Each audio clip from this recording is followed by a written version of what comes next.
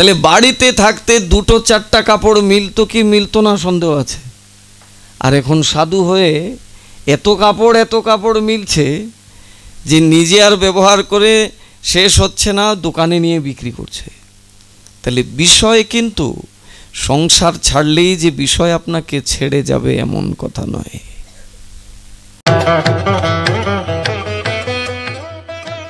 এখন দেখছেন হিন্দু মিডিয়া চ্যানেলটি সাবস্ক্রাইব করুন। নিজের ছিদ্র নিজের দোষ ত্রুটি সামনে আনতে চায়, তাহলে তার অন্যের ছিদ্র দেখার সময় আছে? নাই।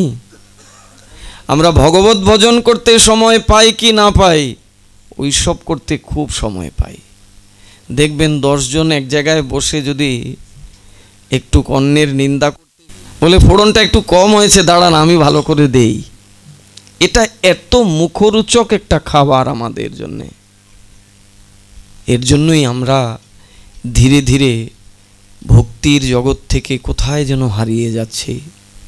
ভক্তবৃন্দ, আপনারা যাকে কাছে পেয়েছেন, এই যে মহাত্মারা যারা প্রতিনিয়ত আপনাদেরকে সঙ্গ দেয়, আপনাদেরকে কৃপা করবার জন্যে, তারা তাদের ভজনের ক্ষতি করে অবিরত প্রয়াস করে যাচ্ছে আপনাদেরকে ভগবত চরণের দিকে টেনে নেবার জন্যে। তাদের এই প্রয়াস কি বৃথা হয়ে যাবে? তাদের এই যে প্রয়াস, সেই প্রয়াসে আমি কি তাদেরকে একটু সহযোগিতা করতে পারি না? তিনি তো সব বিতরণ করবার জন্য, বিলিয়ে দেবার জন্য এসেছেন, কিন্তু আমরা আমাদের সরল হৃদয় নিয়ে কেন এগিয়ে যেতে পারি না? শাস্ত্রে ভাগবত, চৈতন্য চরিতামৃতে যেসব চরিত্র আমরা দেখতে পাই, সেই চরিত্রগুলো আমাদের ভজন জগতে আমাদেরকে এগিয়ে নিয়ে যায়। বিশেষ করে গৌর পার্ষদ চরিত্রাবলী, গৌরের যারা একান্ত অনুরাগী ভক্ত, তাদের চরিত্র কথা শ্রবণ করলে আমি যত বড় বিষয়ী হই না কেন, আমি যত বড়ই সংকীর্ণ মনের লোক হই না কেন, আমার সংকীর্ণতা দূরে যেতে বাধ্য। কিন্তু আমরা তাদের জয়ধ্বনি দেই বটে, কিন্তু তাদের চরিত্রকে পড়লেও সেটাকে নিজের জীবনে আচরণে আনতে চাই না। রূপ রঘুনাথ, তারা এই চৈতন্যের মতকেই কলিযুগে প্রতিষ্ঠিত করবার জন্যে সমস্ত বিষয়কে পরিত্যাগ করে, সমস্ত ঐহিকের সুখকে পরিত্যাগ করে ভিখারি হয়ে দ্বারে দ্বারে গিয়ে আমাদের উদ্ধারের জন্যে কত না প্রয়াস করেছেন। রূপ সনাতন আদি, তাদের চাইতে কি আমাদের বুদ্ধি বেশি? তাদের বিদ্যার চাইতে আমাদের বিদ্যা বেশি? তাদের জ্ঞানের চাইতে আমাদের জ্ঞান বেশি? তাদের ঐশ্বর্যের চাইতে আমাদের ঐশ্বর্য বেশি? সামান্য 2-4 পয়সা পেয়েছে, তাতে কত না আমাদের অহংকার, কত না অভিমান। কিন্তু আমরা কি জানি যে সেটা লক্ষ্মীর অংশ? লক্ষ্মী কৃপা করে দিয়েছেন, নিতেও সময় লাগবে না, মুহূর্তের মধ্যে আমি একদম রাস্তার ভিখারি হয়ে যাব। তাহলে এই যে লক্ষ্মী আমাকে কৃপা করে এটা দিয়েছেন, এটা দিয়ে আমি কি করব? আসুন রঘুনাথের চরিত্রে। রঘুনাথ গিয়ে মহাপ্রভুর চরণে হাজির হয়ে বলছেন, এই বিষয় আমাকে ভজন করতে দেয় না, এই ঐশ্বর্য আমাকে ভজন থেকে চ্যুত করতে চায়। বাবা জেঠার এই যে ঐশ্বর্য, এই যে ধন রাশি, এটা আমার ভজনের আরাধনার কাটা। তাই প্রভু, আমি তোমার কাছে এসেছি, তুমি আমাকে আশ্রয় দাও।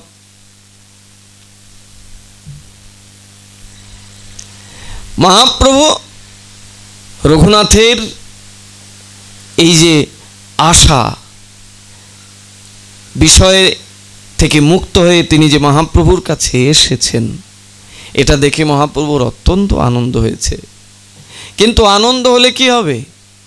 জীব শিক্ষার জন্যে তিনি আবার রঘুনাথকে বলছেন, এভাবে তুমি আমার কাছে থাকতে পারবে না।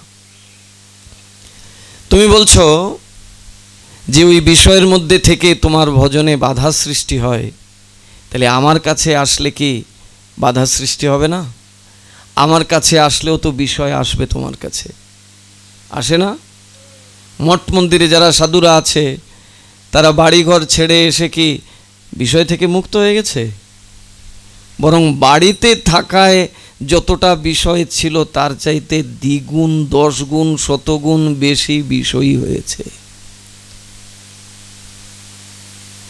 এখন এই কাপড় লাগিয়ে কোথাও গেলেই 100, 500, 1000 মেলে, ভালো মন্দ খেতে মেলে।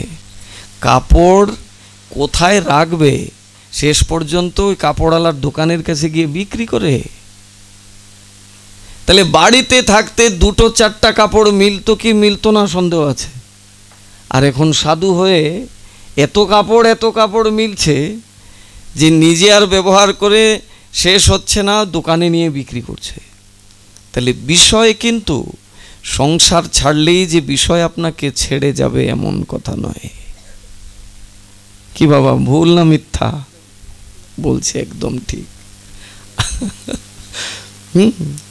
বিষয় এটা আমাদের পেছনে পেছনে আসছে, বরং সংসারে থাকতে যতটা বিষয়, সংসার থেকে বেরিয়ে বৈরাগীর ধর্ম পালন করব বলে মন্দিরে এসেছি, দেখা গেছে ওইখানে বিষয় আরো বেশি। বৃন্দাবনে গেলে দেখবেন কেমন বিষয় আছে মঠ মন্দিরগুলোতে। আর এটা আছে বলেই মূল গণ্ডগোল এইখান থেকেই সমস্ত গণ্ডগোল। তাহলে মহাপ্রভু রঘুনাথকে বলছেন যে তুমি পিতা জেঠার ঐশ্বর্য ত্যাগ করে এসেছো আমার কাছে বৈরাগী হয়ে ভজন করবে, তা বিষয় কি এখানে নাই? পুনরায় তো আবার বিষয়ের মধ্যে ডুববে। তা বিষয় থাকাটা অন্যায় না। বিষয় চাইলেই বিষয় মেলে না। এমন কে আছে বলুন তো ভগবানের কাছে টাকা অর্থ চায় না, ধন চায় না? সবাই ঘুম থেকে উঠে ভগবানের কাছে বলে, প্রভু ধনং দেহি। চাইলেও বিষয় মেলে না। চায় সবাই বটে, কিন্তু বিষয় সকলে পায় না।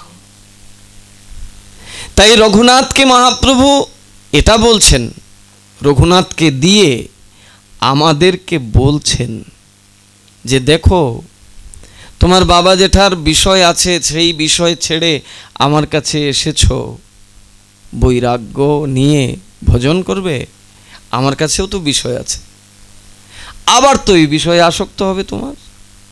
তাই বিষয়ে থাকাটা অন্যায় নহে, থাকুক বিষয়। মর্কট বৈরাগ্য না করো লোক দেখাইয়া, যথাযোগ্য বিষয় ভুঞ্জ অনাসক্ত হইয়া। কেমন শিক্ষা! বলছে বিষয় আছে থাকুক না,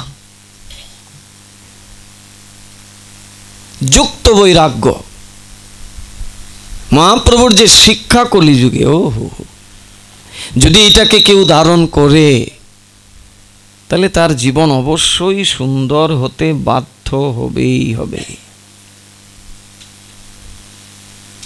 যুক্ত বৈরাগ্য মানে যতটুকু প্রয়োজন এই জীবন চলার জন্যে ততটুকু গ্রহণ করা, অতিরিক্তটা ভগবত সেবায় লাগিয়ে দেওয়া, সাধু সেবায় লাগিয়ে যাওয়া, জীব সেবায় লাগিয়ে দেওয়া।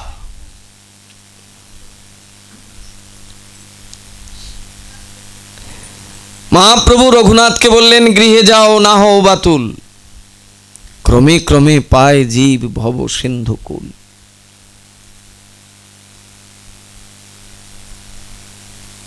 মর্কট বৈরাগ্য না করো লোক দেখাইয়া, যথাযোগ্য বিষয় ভুঞ্জ অনাসক্ত হইয়া। বিষয় থাকুক তাতে তো সমস্যা নাই, কিন্তু বিষয়ের প্রতি যেন আসক্তি না জন্মায়। আমার কাছে এক বৈষয়িক, তথাকথিত বৈষয়িক বলা যেতে পারে, চরম বিষয় ভগবান তাকে দিয়েছেন, এবং এই বিষয়ে তাকে জ্বালাও সৃষ্টি করে।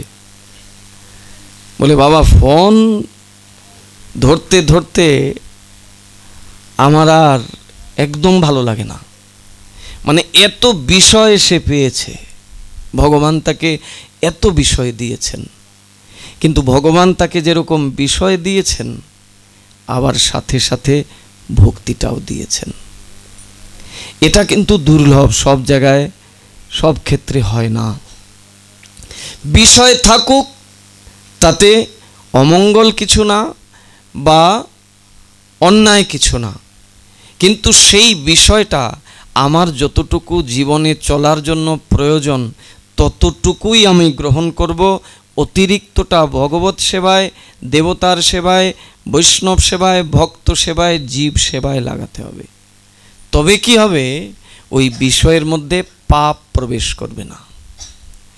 আর যদি আমার প্রয়োজনে অতিরিক্ত আমি বিষয় গ্রহণ করি তাহলে পাপ গ্রহণ করব।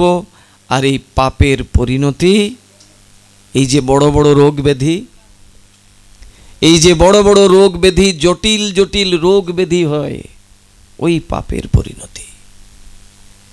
রঘুনাথ মহাপ্রভুর নিত্যসিদ্ধ পার্ষদ, রঘুনাথ মহাপ্রভুর কাছে গেলেন, কিন্তু মহাপ্রভু পুনরায় তাকে আবার সংসারে পাঠিয়ে দিলেন।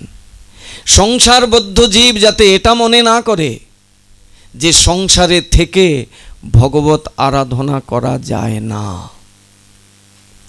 যেটা আমরা মনে মনে ভাবি যে এই সংসারের মধ্যে থেকে ভগবত ভজন করা সম্ভব নয়।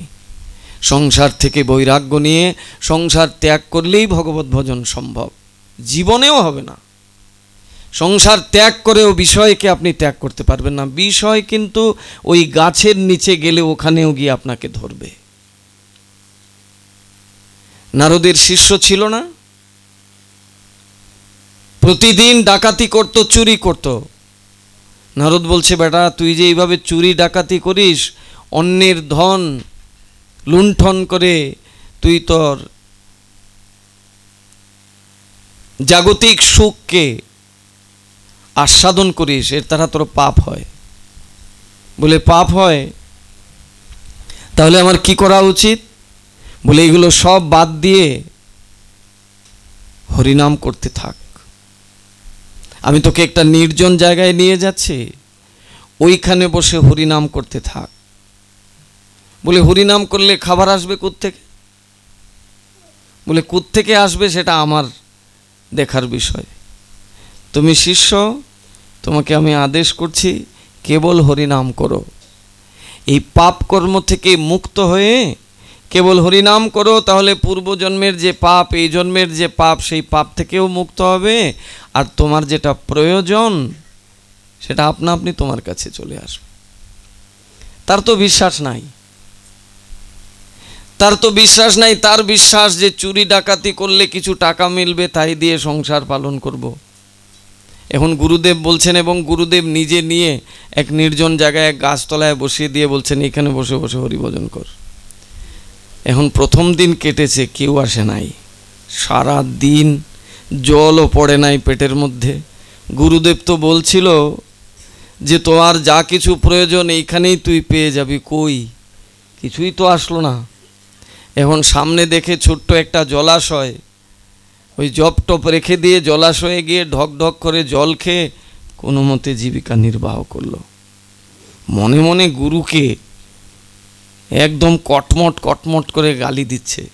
ভালো একটা জগতে ছিলাম, ভালো মন্দ খেতাম, আর আমাকে ওই জগৎ থেকে বের করে এখানে মালা ধরিয়ে দিয়ে বসিয়ে দিয়েছে, আর বলছে সব কিছু মিলবে। আমি যদি জলটুকু না গ্রহণ করতাম তাহলে তো মরেই যেতাম আমি। দ্বিতীয় দিনও এই একই অবস্থা। এবার ইচ্ছা থাকলেও কাজ হচ্ছে না, কারণ নারদ বসিয়ে দিয়েছেন এবং বলছেন যে আমার বাক্য তুমি এখান থেকে উঠে আসতে পারবে না, আমি আসব এবং এসে তোমাকে নিয়ে যাব। এখন কি করবে? দ্বিতীয় দিনও ওইভাবে কাটলো। তৃতীয় দিন দেখতে পেল একটা লোক হাতে 2 ব্যাগ নিয়ে হাজির হয়েছেন তার কাছে। এখন দূর থেকে দেখেই মনে মনে ভাবছে, তাহলে গুরুদেব যে বলছিলেন বোধহয় ঠিক। কাছে আসতেই বলছে, এগুলো কি আমার জন্য এনেছো? বলছে, হ্যাঁ তোমার জন্যই এনেছি। বলে, আমার জন্য এনেছো, তুমি জানলে কি করে আমি যে এই নির্জন জায়গায় ভজন করছি? বলছে, আমি জেনেছি কোনো না কোনোভাবে, এটা স্বীকার করো। এখন দেখা যায় হরিনামের দ্বারা তার এমন হচ্ছে, এখন লাইন ধরে লোক আসতে শুরু করলো, চাল ডাল শাক সবজি ফল মূল। এখন মনে মনে ভাবে, আগে চুরি ডাকাতি করেও তো এত কিছু মিলতো না, এখন এত কিছু পাচ্ছি আমি এই নির্জন স্থানে বসে হরিনাম করে। মানে আপনি যে বাড়িঘর ছেড়ে বৈরাগ্য নিয়ে বাইরে চলে যাবেন, মন্দিরে চলে যাবেন, বনে চলে যাবেন, আর বিষয় থেকে মুক্ত হয়ে যাবেন এমন না। ভগবানের কাজই হলো আপনাকে বিষয়ের মধ্যে ডুবিয়ে রেখে আসল কৃপা থেকে বঞ্চিত রাখা। কারণ বদ্ধজীবের একটাই পাওয়ার আশা, সেটা বিষয়।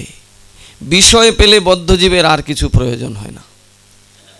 সংসারে যদি টাকা পয়সা থাকে তাহলে তার আর কোনো প্রয়োজন নাই, ওর মধ্যেই সে বড় আনন্দ, বরং আরও আসুক আরও আসুক আরও আসুক। আগে ছিল 2টা ব্যবসা, এখন আরেকটা স্বর্ণের ব্যবসা। হ্যাঁ, তো বলছে এইটা একটু দাঁড় করিয়ে নেই, আগামী বছর এর চাইতে বড় আরেকটা। এইভাবে ধীরে ধীরে সে কি হচ্ছে, বিষয়ের দিকেই ধাবিত হচ্ছে। রঘুনাথকে মহাপ্রভু বললেন, যাও বিষয় থাকুক আপত্তি নেই, কিন্তু সেই বিষয়টা তোমার নিজের ভোগের মধ্যে না লাগিয়ে যতটুকু তোমার প্রয়োজন ততটুকু তুমি স্বীকার করবে, অতিরিক্তটা ভগবত সেবায় লাগাবে, ভক্ত সেবায়, বৈষ্ণব সেবায়, গুরু সেবায় লাগাবে, তবেই তোমার মঙ্গল। সংসারে আমরা যে আছি, আমরা আমাদের বিষয়ের মধ্যে থেকে ভগবত ভজন করা নিতান্তই সহজ, জানবেন, কঠিন কিছু না। কেবলই সাধুগণের মাধ্যম যে সুশিক্ষা আমরা লাভ করি, সেইটাকে আমার জীবনে যুক্ত করে নেওয়া।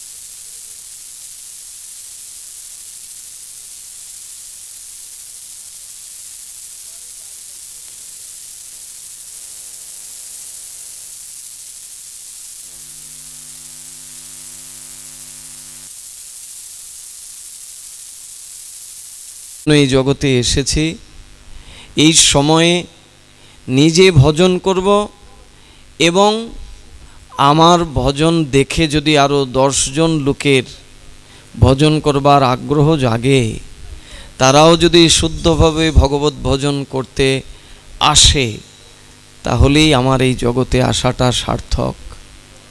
ভগবানকে পাওয়াটা বড় কথা নহে, গুরুদেবকে পাওয়াটা বড় কথা নহে, বৈষ্ণবকে সান্নিধ্য পাওয়াটা বড় কথা নহে। ভগবানকে পেলাম, গুরুকেও পেলাম, বৈষ্ণবকেও পেলাম, কিন্তু যদি ভগবানকে মর্যাদা দিতে না পারি, গুরুকে যদি যথাযথ মর্যাদা দিতে না পারি, বৈষ্ণবকে যদি যথাযথ মর্যাদা দিতে না পারি, তাইলে পেয়েও কিছুই পাওয়া হলো না। তাই আমরা ভজন তখনই করতে পারবো যখন আমাদের এই দোষগুলো থেকে, এই কুটিনাটিগুলো থেকে আমরা বেরোতে পারবো। আপনারা এইটুকু জানবেন, আপনারা অনেক সৌভাগ্যবান, অনেক সৌভাগ্যবতী যে এই সব মহাত্মাদের চারপাশে আপনারা থাকেন। বিশেষ করে আপনাদের এই গ্রামকে চুমুর দিকে আরও ধন্য করলেন ইদানিংকালে সেই মহাত্মা গোপীনাথ দাস ব্রহ্মচারী মহোদয় এসে, পাশেই তার শ্রীমন্দির, সেই মন্দিরে এসেই প্রথম আমাদের এদিকে আসা। নির্মলবাবুর শ্রী অঙ্গনে সেখানে কিছুক্ষণ থাকবার সৌভাগ্য হয়েছিল। পরবর্তী সময় এই মন্দিরেও এসেছিলাম, সেই সূত্র ধরেই আজকে আপনাদের কাছে আসা। কিন্তু মনের মধ্যে যে আনন্দ নিয়ে এসেছিলাম সেটার সম্পূর্ণভাবে আনন্দটা অটুট থাকলো না। সেটা সব কিছু আমাদেরই অভাব, আমাদেরই দুর্ভাগ্য। আবার যদি মহাপ্রভুর কোনো দিন ইচ্ছা হয়, যদি আবার আপনাদের মতো ভক্তদের এই চমুর্দি মন্দিরে সাক্ষাৎকার করার সৌভাগ্য হয়, সেদিন আমরা অনেক সময় নিয়ে ভগবত কথা আস্বাদন করব। তবে ভক্তবৃন্দ, আজকে তো অন্তত এই শিক্ষাটা আপনারা পেলেন। পাঠ শুনুন আর নাম শুনুন, অন্তত এই শিক্ষাটা তো পেয়েছেন যে যদি হরিকথার আয়োজন করেন তাহলে এইটাকে যেন ঠিক রাখেন। পাঠ আজকে কিছুই হয় নাই, তবে এইটুকু শিক্ষা আপনারা নিতে পেরেছেন যে আর যদি কোনো মহাত্মা কোথাও পাঠে আসেন তাহলে অন্যান্য আনুষঙ্গিক যে কর্মগুলো আছে সেইগুলোর দিকে যেরকম খেয়াল রাখতে হয়, এইটার দিকে অধিক খেয়াল রাখতে হবে। কারণ এই যন্ত্রের দ্বারাই কথাটা সুন্দর করে আমার কাছে আসবে। ভগবানের সেই সুন্দর কথাটাই যদি আমার কাছে সুন্দর করে এসে কানে না প্রবেশ করে, তাহলে সেই কথা থেকে আমার কী বা লাভ হবে? যে কথা জীবকে মুহূর্তের মধ্যে ভগবত প্রেম দিতে পারে, সেই কথা যদি শুনে আনন্দ না পায়, তাহলে কি লাভ হলো আমার? এই বৈষ্ণব ধর্ম, এই সনাতন ধর্ম অন্যান্য ধর্মের চাইতে পৃথক। কোন জায়গায় পৃথক? আমরা যে বৈষ্ণব ধর্ম যাজন করি, সনাতন ধর্মকে আমরা যে যাজন করছি, এটা অন্যান্য ধর্মের চাইতে ঊর্ধ্বে কেন? খেয়াল করে দেখুন তো মায়েরা, একটু সময় রাধে রাধে রাধে রাধে হরে কৃষ্ণ, একটু 2 মিনিট গো, নিজেরা একটু শান্ত হন মায়েরা, 2 মিনিট একটা কথা শুনি। অন্যান্য যে ধর্মগুলো রয়েছে সেই ধর্মের চাইতে বৈষ্ণব ধর্মটা, সনাতন ধর্মটা শ্রেষ্ঠ কেন? এই জন্য খেয়াল করে দেখুন, প্রত্যেকটা ধর্ম পাপ এবং পুণ্যের মধ্যে দাঁড়িয়ে, প্রত্যেকটা ধর্মের ডেস্টিনেশন, প্রত্যেকটা ধর্মের গন্তব্য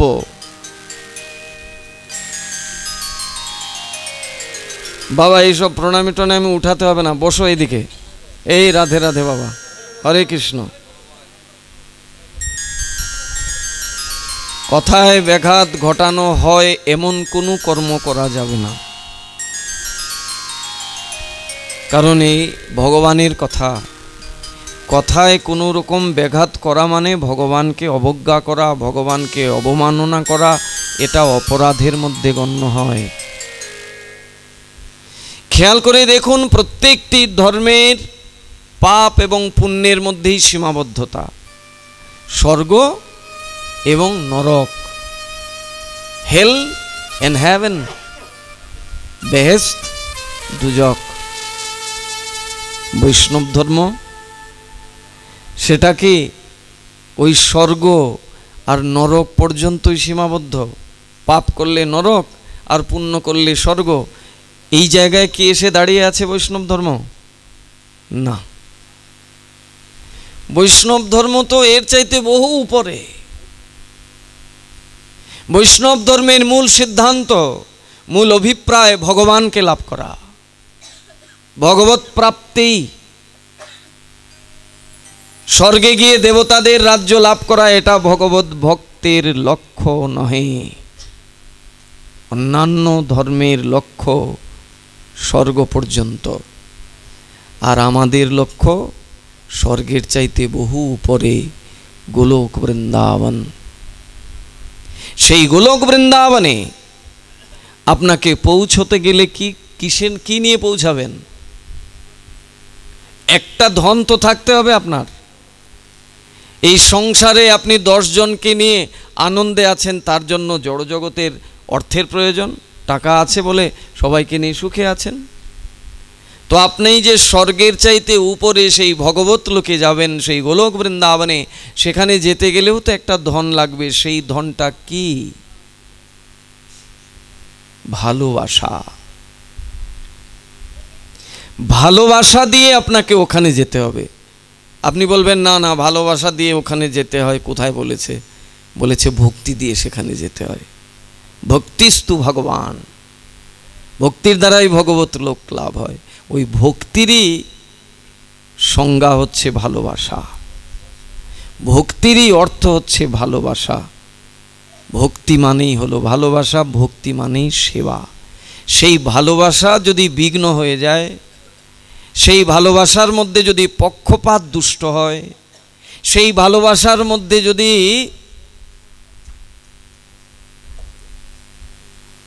পক্ষপাতিত্ব আসে,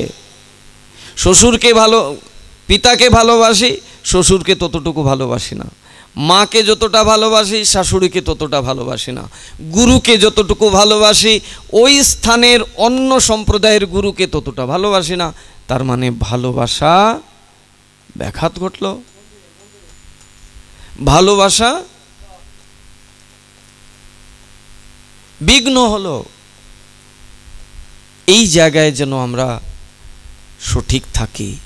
যাকে যতটুকু ভালোবাসা, মর্যাদা মানেই হচ্ছে ভালোবাসা প্রদান করা।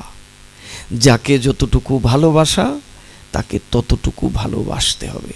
মোস্তাফাপুর যে বাড়িতে আমি থাকি তার পাশেই একটা ছেলে, আমার জীবনে এই রকমের সেবা আজ পর্যন্ত দেখিনি। এই ছেলের মধ্যে যা দেখেছি, এই ছেলে আজ পর্যন্ত বিয়ে করে নাই।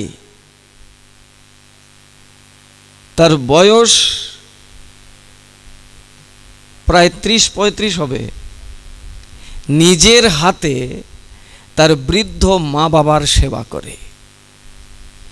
মা বাবাকে প্রতিদিন শরীরে তেল মার্জন করে দেওয়া, সাবান লাগিয়ে স্নান করিয়ে দেওয়া, রান্না করে বাপ মাকে খাইয়ে দেওয়া, মায়ের চুল আছড়িয়ে দেওয়া, মাকে বাথরুমে নিয়ে শৌচকার্য করিয়ে দেওয়া, আবার সময় মতো মা বাবাকে এনে বিছানায় ঘুম পাড়িয়ে দেওয়া। সত্যি এগুলো যত দেখি না অবাক হয়ে যায়, এ কেমন করে সম্ভব? তাকে একদিন জিজ্ঞাসা করলাম যে তুমি যদি বিয়ে করতে তাহলে তো একটা বউ এনে এই কাজ করাতে পারতে, তাহলে 2টা কাজ একসাথে হতো, তোমার বিয়েও হতো, ভবিষ্যতে 1-2টা সন্তানও পেতে, আর তোমার বউ সেবা করতে পারতো। বলে বাবা বিশ্বাস হয় না। বলে কি বিশ্বাস হয় না? বলে আরেকটারে যে আনবো বিয়ে করে, ও যদি আমার মা বাবার সেবা না করে তাহলে উল্টো আরও মা বাবার অভিশাপ আসবে নিজের প্রতি। কেমন সেবা দেখুন তো। আমার তো মনে হয় ও যে মা বাবার এইভাবে সেবা করে না, আর তার দ্বিতীয় কোনো সেবা করতে হবে না। ওই মা বাবার সেবার দ্বারাই ভগবানের সেবা তার জীবনে হয়ে যাবে। আপনি আমি হয়তো বিশ্বাস করব না, কারণ আমরা তো তিলকের অভিমান নিয়ে পড়ে আছি, আমরা তো অহংকারে বসে আছি। আমি হরিনাম করি, আমি তো অহংকার নিয়ে বসে আছি, আমি প্রসাদ পাই, আমার মতো সাধু কয়জন আছে। আমরা মনে করতে পারি ও মা বাবার সেবা করছে তাই থেকে ভগবানকে পেয়ে যাবে। অবশ্যই পেয়ে যাবে, নাইলে শাস্ত্র মিথ্যা। শাস্ত্র বলছেন যে সন্তান বাবার সেবা করে স্বর্গের দেবতারা সেই সন্তানের প্রতি আশীর্বাদ বর্ষণ করে। যে সন্তান মায়ের সেবা করে সেই সন্তানকে স্বয়ং বৈকুণ্ঠ থেকে নারায়ণ আশীর্বাদ দেন। তাহলে শাস্ত্র মিথ্যা? তাছাড়া আপনি আমি তো ওইভাবে মা বাবার সেবা করতে পারবো না, আমাদের অত ধৈর্য নাই। ওই কদাচিৎ কখনো যদি চোখে মেলে তাহলে এদেরকে দেখলে অন্তত আর অন্য 10 জনেরও মা বাবার সেবা করার ইচ্ছা জাগবে। ঠিক তদ্রূপ যারা এইভাবে গুরু সেবায় রত আছেন, যারা এইভাবে সাধু সেবায় রত আছেন, বৈষ্ণব সেবায় রত আছেন, তার জীবন একদিন না একদিন ধন্য হবে হবে হবে, এতে কোনো সন্দেহ নাই। ভালোবাসা সবার প্রতি সমান রাখতে হবে। মাকেও ভালোবাসতে হবে, পিতাকেও ভালোবাসতে হবে, সন্তানকেও ভালোবাসতে হবে, শ্বশুর শাশুড়িকেও ভালোবাসতে হবে, আত্মীয় স্বজনকেও ভালোবাসতে হবে, গুরুকে ভালোবাসতে হবে, সাধুকে ভালোবাসতে হবে, বৈষ্ণবকে ভালোবাসতে হবে। যদি মনে করি এ তো আমার গুরু নয়, এরে আমি আর এত ভালোবাসবো কেন, গুরুকে একটু বেশি ভালোবাসবো তাহলে গুরুর বেশি কৃপা পাবো, এগুলো কপটতা ছাড়া আর কিছু না। যতই গুরুদেবের সেবা করেন, তিনটা প্রকোষ্ঠ শাস্ত্রে দেখা হয়েছে, গুরু, বৈষ্ণব, ভগবান। দেন নাই? মাঝখানে তো বৈষ্ণবকে রেখেছেন। গুরু, বৈষ্ণব, ভগবান, তিনের স্মরণ, তিনের স্মরণে হয় সর্ববিঘ্ন বিনাশন। তাহলে তিনজনের সেবা করতে হবে, করতে হয়েছিল রঘুনাথকে। নাইলে একা একই ভগবানের সেবা করে তিনি ভগবানের কাছে গিয়েও থাকতে পারেননি। গেছিলেন তো, থাকতে পেরেছিলেন? তার বাবা জেঠার এত কঠিন পাহারা ছিল পুত্র যাতে কোনোভাবে মহাপ্রভুর কাছে যেতে না পারে, কিন্তু সমস্ত কঠিন পাহারাকে ছিন্ন করে চলে গেছিলেন মহাপ্রভুর কাছে। কিন্তু গেলে কি হবে? ওই যে গুরু কৃপা অপেক্ষা ছিল, বৈষ্ণবের কৃপা অপেক্ষা করছিল, এই জন্য ভগবানের কাছে গিয়েও থাকতে পারেননি। ভগবান বললেন, যাও গৃহে যাও, না হো বাতুল, ক্রমে ক্রমে পায় জীব ভব সিন্ধুকুল। আবার একটা আশীর্বাদ বাণীও দিলেন। কি বললেন? অচিরাত কৃষ্ণ তোমা করিবেন উদ্ধার। তুমি চিন্তা করো না, খুব তাড়াতাড়ি কৃষ্ণ তোমাকে উদ্ধার করবেন। যিনি বলছেন তিনি স্বয়ং কৃষ্ণ। তাহলে রঘুনাথ তো অন্য কোথাও যায়নি, রঘুনাথ তো সরাসরি ভগবানের কাছেই এসেছিলেন। কিন্তু আসলে কি হবে? ভগবান আবার পাঠিয়েছিলেন, এবং একবার নয়, দুইবার নয়, তিনবার তিনি মহাপ্রভুর কাছে এসে উপেক্ষিত হয়ে পুনরায় সংসারে ফিরে গেছিলেন। পূর্ণ কৃপাটা কখন হয়েছিল? যখন গুরু কৃপা তার প্রতি বর্ষিত হয়েছিল, নিত্যানন্দের কৃপা। যখন শুনতে পেয়েছিলেন যে পানিহাটিতে নিত্যানন্দ প্রভু শুভ বিজয় করেছেন, পৌঁছে গেলেন নিত্যানন্দের কাছে, গুরুর কাছে। আর গুরুদেব কি বললেন? চোর বলে সম্বোধন করলেন, আয় চোরা। গুরু যদি শিষ্যকে আকর্ষণ করে, তাহলে শিষ্যের কি আর জগতে কিছু পাওয়ার বাকি থাকে? আজকে সার্থক জীবন রঘুনাথের। রঘুনাথ গঙ্গা অতিক্রম করে যখনই তীরে উঠলেন, সঙ্গে সঙ্গে দূর থেকে গুরুদেব দর্শন করলেন রঘুনাথকে। নিত্যানন্দ দেখা মাত্র রঘুনাথকে বললেন, আয় চোরা, বহুদিন পরে লাগ পেয়েছে, আজি দণ্ড দিমু, আজি মুই দণ্ড দিমু তোমারে। গুরুদেব বলছেন, আজকে আয় চোর, চোরা তোকে অনেক দিন পরে নাগাল পেয়েছে, আজকে তোকে দণ্ড দেব। আমরা হলে পালিয়ে দৌড়তাম। রঘুনাথ অত্যন্ত আগ্রহ নিয়ে গুরু কৃপা লাভ করবার জন্যে গুরুর চরণে এসে প্রণাম করে বলছেন, হে গুরুদেব, আপনার দণ্ড আমার কাছে দণ্ড নহে, আপনার দণ্ড আমার কাছে প্রসাদ, আপনার দণ্ড আমার কাছে আশীর্বাদ। বলুন আমার জন্য কি দণ্ড অপেক্ষা করছে? বলছে, কি দণ্ড জানো? এই যে অসংখ্য সাধু সমাগম হয়েছে, এই সাধুদেরকে, এই ভক্তদেরকে পেট ভরে দধি চিড়া খাওয়াতে হবে, এটাই তোমার দণ্ড। গুরু, বৈষ্ণব, ভগবান, ভগবানের কাছে গিয়ে থাকতে পারেননি, এবার কিন্তু ঠিক ভগবানের কাছে থাকবেন। কারণ এখন কৃপা গুরুদেবের হয়েছে। আর গুরুদেব কি করছেন? রঘুনাথকে বললেন, এই বৈষ্ণব সেবা করো, এটাই তোমার দণ্ড। সৎগুরু কেমন হয় দেখুন। সৎগুরু শিষ্যকে আঁকড়ে ধরে তার কাছেই রেখে দেয় না, বলে অন্য গুরুর সঙ্গ করো না, এরা বিজাতি স্বজাতি না। নিত্যানন্দ প্রভু তিনি যে সৎ প্রমাণ করে দেখালেন। তিনি বললেন, এই সকলের সেবা দাও, এটাই তোমার দণ্ড। এমন দণ্ড দিলেন, এটা বৈষ্ণব সমাজে দৃষ্টান্ত হয়ে থাকলো, উদাহরণ হয়ে থাকলো। আজ 500 বছর পরে আমরাও সেই দণ্ড উৎসব প্রত্যেকটি মন্দিরে, প্রত্যেকটি বাড়িতে পালন করি। তাহলে গুরুর দণ্ড আপনাকে পেতে হবে, বৈষ্ণবের দণ্ড আপনাকে পেতে হবে। এই দণ্ডটারই অর্থ হলো প্রসাদ, আশীর্বাদ। যখন গুরুদেবের আশীর্বাদ পুষ্ট হয়ে যাবেন, সাধুদের আশীর্বাদ পুষ্ট হয়ে যাবেন, তখন আর ভগবান আপনাকে বলবে না যা বিষয়ের মধ্যে, ভগবান তখন তার চরণে টেনে রাখবেন। রঘুনাথ ভগবানের কাছে এসেও থাকতে পারেনি যতক্ষণ পর্যন্ত গুরু বৈষ্ণব এই কৃপা তার উপরে আসেনি। আজকে নিত্যানন্দের কৃপা হলো, বৈষ্ণবের কৃপা হলো, নিত্যানন্দ মহাপ্রভুকে ডেকে আনলেন। মহাপ্রভু তখন উড়িষ্যায় পুরীতে জগন্নাথের মন্দিরে, আর লীলাটা হচ্ছে কোথায়? পানিহাটি সোদপুর গ্রামে।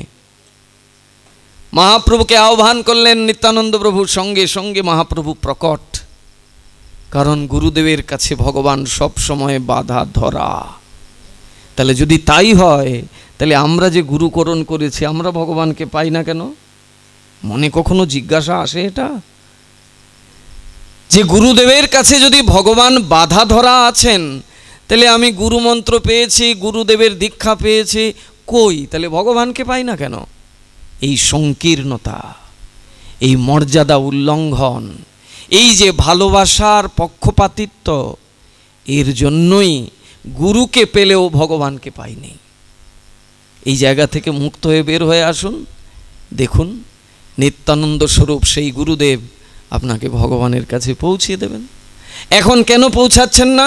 কারণ হৃদয়ের মধ্যে প্রচুর অনর্থ, প্রচুর অভদ্র পড়ে আছে। ওই অনর্থ অভদ্র থাকা অবস্থায় তো ভগবানের সেবা হবে না। এগুলো তো যেতে হবে। চেত দর্পণ মার্জনং বলেননি মহাপ্রভু? চিত্তরূপ দর্পণকে মার্জন করা, যে মার্জনের দর্পণের মধ্যে অসংখ্য অসংখ্য অভদ্র রাশি পড়ে আছে। ভক্তবৃন্দ, তাই এই তিনজনকেই সমান মর্যাদা দিতে হবে, ভগবানকেও, গুরুকেও, বৈষ্ণবকেও। তাহলে এবার আরেকটা প্রশ্ন, তাহলে দেবতাদেরকে মর্যাদা দেব না? এই জায়গায়ও আমরা মর্যাদাকে উল্লঙ্ঘন করি। পাশ দিয়ে যাচ্ছি, দেব মন্দিরের পাশ দিয়ে, দেখেও দেখছি না, একটা প্রণাম করার মতো আমার সময় নাই। আমি মনে মনে ভাবছি যে আমি তো বট গাছের গোড়াতে জল দিয়েছি, তাইলে শাখা প্রশাখায় জল দেব কেন? গীতায় তো বলেছেন বট গাছে জল দিলে আর শাখা প্রশাখায় জল দিতে হয় না। অতএব আমি তো কৃষ্ণ ভক্ত, আমার আবার দেবতাকে এত সম্মান করতে হবে কেন? এটাই মর্যাদার আরেকটা উল্লঙ্ঘন। দেবতা আমার চাইতে ঊর্ধ্বে, তাতে কোনো সন্দেহ নাই। তার সঙ্গ করলে, তাকে প্রণাম করলে তিনি আমাকে কৃষ্ণ ভক্তি দিতে সামর্থ্য রাখেন। তিনি পরমা বৈষ্ণবী, তিনি পরম বৈষ্ণব। তাকে প্রণাম করে তো আমি এইটুকু অন্তত বলতে পারি, হে বৈষ্ণবী মাতা, হে বৈষ্ণব শিব, তুমি কৃপা করে আমায় কৃষ্ণ ভক্তি দাও। আমি এটা না করে কি করলাম? তাকে উল্লঙ্ঘন করলাম, তার মর্যাদাকে অবমাননা করলাম। এগুলো কিন্তু প্রায়শই আমাদের হয়। আর এর মূল কারণ, আমরা কৃষ্ণ ভজন করতে এসে চরম অহংকারী হয়ে গিয়েছি। এই অহংকারের জায়গা থেকে আমাদেরকে একদম নিচে আসতে হবে। তৃণাদপি সুনীচেনা তরোরিব সহিষ্ণুনা অমানিনা মানদেন কীর্তনীয় সদা হরি। কৃষ্ণ সুপ্রিম, এতে কোনো সন্দেহ নেই। কৃষ্ণের উপরে যাওয়া তো দূরের কথা, তার সমানেও কেউ নেই। কৃষ্ণই আমার উপাস্য। তার মানে এই নয় যে আমি অন্যদেরকে মর্যাদা দেব না, অন্যদেরকে ভালোবাসবো না। ভালোবাসা সবার প্রতি থাকবে, যাকে যতটুকু ভালোবাসা দেওয়ার তাকে ততটুকু ভালোবাসা দিতে হবে, এবং সর্বোপরি ভালোবাসা ভগবানের চরণে থাকবে। রাধে রাধে ভক্তবৃন্দ, এতটুকুর মধ্যেই আমরা সীমাবদ্ধ রাখলাম, তাও তো রাত 11টা বেজে গেল।